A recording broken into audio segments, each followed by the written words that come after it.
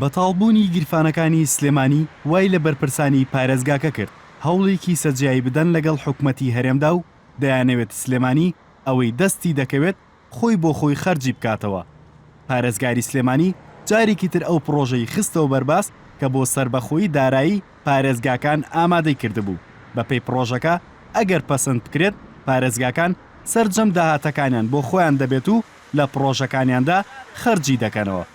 پارێزگای سلێمانی لە شەژمانگی سەرەتای 2015دا 267 میلیارد دینار داهاتی هەبووە، بەڵام خەرجەکانی 270 میلیارد دینار بووە.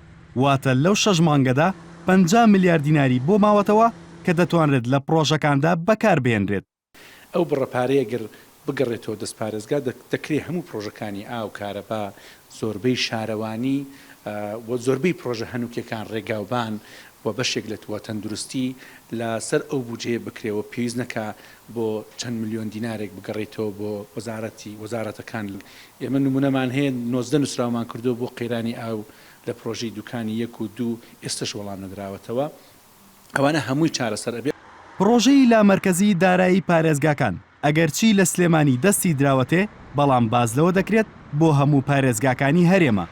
پارێزگاری هەولێریش دەڵێت لامەرکەزی خەونی هەمووانە بەڵام لەم دۆخی ئێستادا جێبەجێ ناکرێت چونکە قەیرانی دارایی ڕێگرە و داهاتی هەر سێ پارێزگاکە بەیەکەوە ناتوانێت موچەی فەرمانبەرانی پێ دابین بکرێت.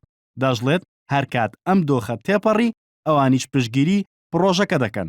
لە ڕووی مەبدەیەوە لامەرکەزیەت سیستەماکی سەرکەوتوتر و ئاسانترە بۆ هاوڵاتی نزیکتریشە لە هاوڵاتی شارەکان بە حکومیەوەی کە بەڕێوەی دەبێت.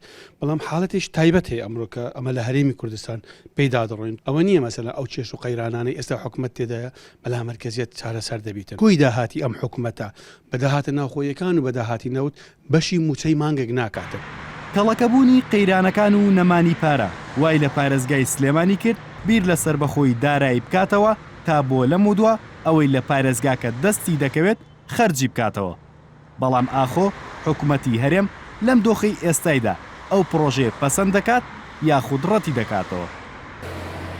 داهاتەکانی سلێمانی مانگانە لەم شەقامەوە دەڕات بەرەو هەولێر و خەرجەکانیشی لێرەوە بۆ دێتەوە. پارێزگاری سلێمانیش دەیەوێت بەم پرۆژەی داهات لە ناوخۆدا بمێنێتەوە و چیتر چاو لە ڕێی ئەم شەقامە نەبێت بۆ دەستکەوتنی خەرجی پارێزگاکەی. هاوکار یاسین NRT سلێمانی.